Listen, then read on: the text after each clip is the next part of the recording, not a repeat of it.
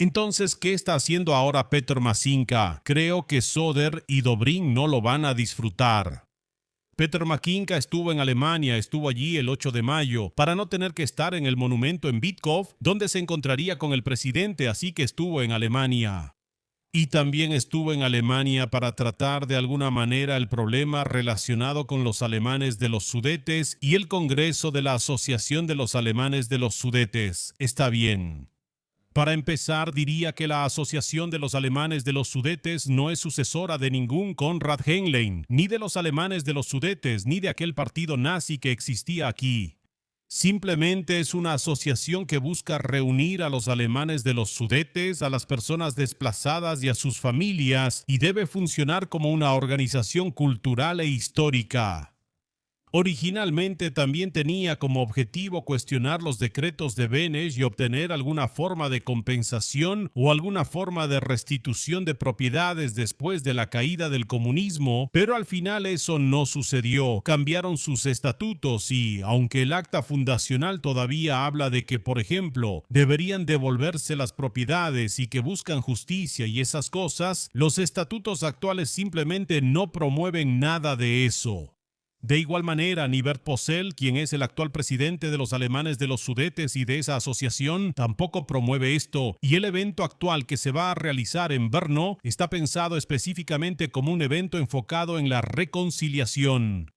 Lo importante que hay que decir es que los nazis y radicales más grandes que en el pasado sí formaban parte de este grupo fueron expulsados precisamente por Posselt, los echó y todo ese grupo fue desradicalizado. Ahora ya es de alguna manera moderada. De hecho, se trata de que es moderada, no solo porque la mayoría de los radicales fueron expulsados, sino también porque la mayoría de los verdaderos testigos del desplazamiento, a quienes los checos, por ejemplo, les mataron a sus hijos o asesinaron a sus padres, ya no viven. Por lo tanto, ya no hay nadie que realmente pueda estar enojado con nosotros. De igual manera, en este momento, ese grupo de alemanes de los Sudetes es básicamente uno de los grupos de personas más reconciliados en lo que respecta a la historia. Y si los checos pudieran ver su historia como la ven los alemanes y evaluar correctamente las cosas que hicieron y las que no hicieron y tener autorreflexión, eso sería genial. Pero lamentablemente los checos estuvieron siendo lavados de cerebro durante años por la propaganda comunista, diciéndoles que los alemanes y los alemanes de los Sudetes vendrían de nuevo a quitarnos todo aquí. Y por lo tanto, el resultado es que la gente puede asustarse mucho por eso, especialmente la gente mayor en quienes ese lavado de cerebro todavía sigue teniendo efecto, por supuesto. Además de aquellos que informan, es realmente una plaga de odio que no ayuda en nada y solo deshonra a las víctimas de toda la Segunda Guerra Mundial al seguir alimentando algo que debió haber terminado cuando terminó el nazismo. Sin embargo, en el pasado, hace algunos años, Andrej Babiš acordó en Alemania que de alguna manera se llevarían a cabo aquí estas grandes reuniones. Esto también pudo llevarse a cabo porque los sudetoalemanes cambiaron sus estatutos y así sucesivamente. Y con base en ese acuerdo, así fue como se planeó. Pero el SPD lo descubrió, el SPD lo encontró, el SPD se dio cuenta de que eso iba a suceder. Y entonces se agarraron de eso. Y en vez de que nuestro ministro Mašinka, que tiene a Philip Turk en su grupo, porque es su protegido, que tiene en su grupo a una persona que le gusta mucho con el brazo derecho extendido, pulir el techo de su coche deportivo, aunque el coche ni siquiera esté ahí. Así que en vez de comportarse de una manera racional e inteligente, intentó ser un imbécil aún más grande que Okamura. Y se metió aún más en lo que Andrej Babiš había acordado, y fue en contra de la reconciliación que se suponía que debía ocurrir aquí. Por supuesto, con eso el SPD y motoristas avivaron aún más el odio en nuestra sociedad. En otras palabras, ese odio no proviene necesariamente solo de la sociedad, sino que es alimentado y mantenido por aquellos partidos que viven y se benefician del odio. Así que el SPD y parece que también motoristas simplemente caminan hacia ese odio, ya que no son capaces de implementar nada de su programa, parecen absolutamente ridículos. Y por eso tienen que avivar el odio y los conflictos donde ni siquiera tendrían que existir, porque necesitan enfurecer y dividir a la gente para luego poder gobernar a esas personas. Lo peor de todo es que estas sanguijuelas, y sí, estoy usando un lenguaje deshumanizante, estas sanguijuelas medrán aún más a costa de la desgracia y del odio humano. En lugar de resolver los problemas de la gente en las zonas a las que realmente afecta este tema, el SPD y los motoristas, todos estos partidos, incluso los del gobierno, sí, todos estos siguen recibiendo votos en la frontera, pero en realidad las zonas fronterizas les importan un carajo totalmente. Les valemos madre, a nosotros la gente en los Sudetes. No han hecho nada por nosotros, ni se inmutaron, aunque siempre nos prometen cosas y aunque siempre reciben nuestros votos. Les valemos madre. Y sí, también nos valía madre Fiala, también nos valían madre los de la ODS, pero aquí está la diferencia. Nosotros no votamos por Fiala. ¿Por qué le interesaríamos a Fiala si nosotros en los Sudetes no votamos por él? Aquí votamos por el SPD, por ANO, incluso por ese Maquinca, y nos joden más que Peter Fiala. O tal vez exactamente igual, pero lo importante es que ellos deben representarnos a nosotros. Tienen que resolver nuestros problemas, realmente ayudar a estas regiones y simplemente les vale madre. Solo nos usan para obtener poder, el poder que tanto desean. Son unos cabrones hambrientos de poder que ansían el control y la manipulación, prometen el cielo y la tierra y luego siempre nos mandan al carajo.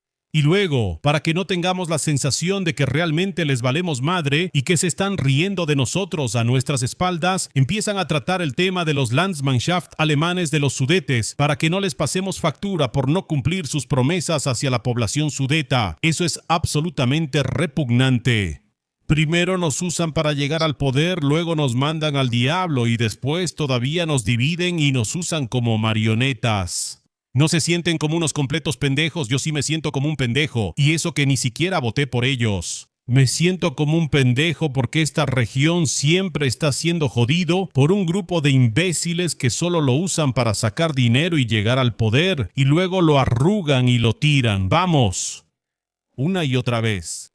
Y los peores son los que se benefician de esto, no los que les vale madre, porque aquí nadie vota, no. Los peores son los que les vale madre, aunque aquí todos votan. Eso es completamente retrasado. Y Masinka es uno de esos cabrones. Pero Reichel es aún peor. Sin embargo, eso es solo respecto al tema en la República Checa. En la República Checa simplemente lo hicieron de esta manera, Pero yo no le reprocharía al señor Masinka la manera en que actuó en Alemania. Vi en los medios checos que se dijo que dañó nuestras relaciones con Alemania al actuar de esa manera, cuando dijo que los alemanes aquí no lo disfrutarían. Pero cuando lees toda la entrevista y escuchas toda la entrevista, te das cuenta de que el ministro Masinka fue bastante diplomático. Por supuesto, podría haberlo dicho con un lenguaje un poco más diplomático y suave, en lugar de decir que los alemanes no lo disfrutarían. Eso, sacado de contexto o mal entendido, podría sonar quizás un poco como una amenaza o una provocación. Pero cuando ves toda la entrevista, al final Peter Maquinca parece más o menos diplomático, porque es capaz de inventar castillos en el aire, puras mentiras. Pero al final, en la lógica de esa entrevista, se ve bien. Así que si esto causa algo, tal vez cause una ceja levantada, como preguntándose qué quiso decir el señor Masinka, qué quiso decir ese ministro checo. Pero definitivamente no causará ningún deterioro importante en las relaciones entre Chequia y Alemania. Los alemanes ya declararon que no quieren seguir involucrándose en esta situación, que no quieren tomar ninguna medida contra la República Checa, incluso si se llegara a condenar la realización de esa reunión. Solo diría que vamos a quedar como unos completos idiotas. Sobre todo vamos a quedar como unos completos idiotas en Baviera porque simplemente Andrej Babis lo arregló en Baviera. Y ahora, el evento que Andrej Babis arregló en Baviera, Andrej Babis la va a condenar. Así que vamos a quedar como un grupo de tontos, pero no diría que eso llevará a complicaciones más importantes. En las relaciones checo-alemanas simplemente vamos a quedar como unos payasos. Y eso no es realmente una novedad. Y por lo demás, en cuanto a Masinka en Alemania, habló bastante bien. En cuanto a Víctor Orbán, le preguntaron por qué lamentaba lo de Víctor Orbán. Y él dijo que con Orbán colaboraron, que simplemente no era algo personal, sino que era político. Luego dijo que estamos unilateral y claramente del lado de Ucrania, que eso no ha cambiado en absoluto. Eso lo manejó bastante bien. Luego tuvo una columna clásica al estilo de Washington cuando dijo que debemos estar agradecidos con Washington y América por haber traído la paz a Europa. Lo cual me suena un poco como cuando los comunistas dicen que debemos estar agradecidos con Moscú por haber traído la paz a Europa. Eso de estar agradecido con alguien constantemente 81 años después de que sucedió no me convence del todo. No me gusta mucho en ese sentido. Yo diría que tal vez podríamos dejar de estar agradecidos con cualquiera por lo que hizo hace 80 años. Y simplemente deberíamos hacer las cosas bien por nosotros mismos, por Europa. Y en ese momento, de alguna manera, esto podría funcionar un poco mejor aquí. Luego se habló sobre el derecho de veto. A eso Masinka dijo que el derecho de veto probablemente existe en cuestiones exteriores. No será posible eliminarlo porque se necesita consenso para eso. Aquí estoy de acuerdo en que eliminar el derecho de veto en cuestiones exteriores, si no hay consenso, es una tontería. Principalmente, no se puede. Y probablemente no habría problema en eliminar el derecho de veto si en Europa sintiéramos que los demás países toman en cuenta los intereses de otros estados y que automáticamente se compensarían las complicaciones para otros países.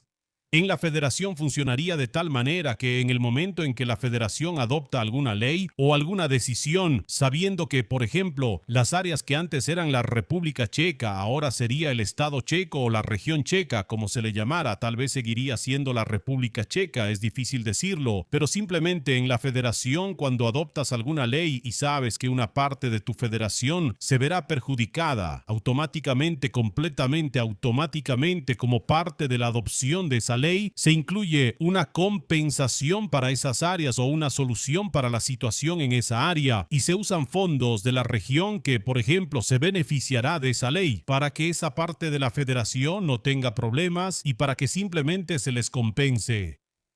Desafortunadamente en la Unión Europea todavía funciona de tal manera que tienes que luchar por ello, ¿sabes? La Unión Europea tiende a adoptar algo sin tomar en cuenta lo que piensan los eslovacos, los checos o incluso los alemanes a veces, aunque con los alemanes pasa rara vez, pero también puede suceder. Y luego los alemanes, los checos o los polacos, no importa qué país sea el que resulte perjudicado, tienen que luchar para conseguir, por ejemplo, alguna compensación o alguna excepción o algo así, y si no lo exigen activamente, no lo obtienen. Si queremos eliminar el derecho de veto, entonces simplemente tenemos que empezar a funcionar de manera que tomemos en cuenta los intereses de todas las partes de esta Europa que tenemos aquí y automáticamente adoptemos medidas correctivas al tomar decisiones en caso de que algunas partes de este paisaje puedan verse perjudicadas. Así es. La región checa, sí, si los patrioteros escucharan eso, mira, solo lo dije como funcionaría en una federación donde el veto no existiera. Y eso significa que si queremos eliminar el veto, entonces tiene que funcionar exactamente como dije, que automáticamente haya una reacción y una compensación por los daños que pueda causar alguna decisión que de otro modo habría sido vetada, lo cual no está sucediendo.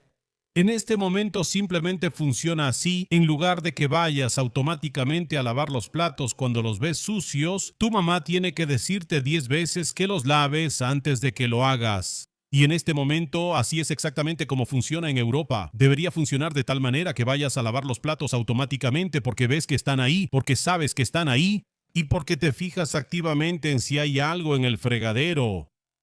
Lo cual ahora no está pasando, pero debería pasar. Pero bueno, en general diría que Masinka manejó bien la entrevista. En el contexto de esa entrevista y en el universo de los medios alemanes, probablemente no se ve tan mal. Por supuesto, los medios checos lo dramatizaron. En la realidad checa, por supuesto, Masinka es un idiota que está avivando innecesariamente el odio contra los alemanes sudetes. En lugar de apoyar la reconciliación entre las naciones y la cooperación entre las personas, está avivando los conflictos y absolutamente no hace nada para mejorar la situación, al contrario. Pero afortunadamente tal vez en Alemania no lo saben, así que allá causa buena impresión. Así que en Alemania lo hizo bien, pero en Chequia simplemente es un idiota. Creo que en esto podemos estar de acuerdo. Un buen ministro de Relaciones Exteriores lo manejó bastante bien. Un mal presidente de partido en el Parlamento checo y en el gobierno checo, definitivamente. Así que eso es todo, damas y caballeros. Vayan a los streams, nos vemos la próxima vez. El stream continúa y sí, vamos al siguiente tema.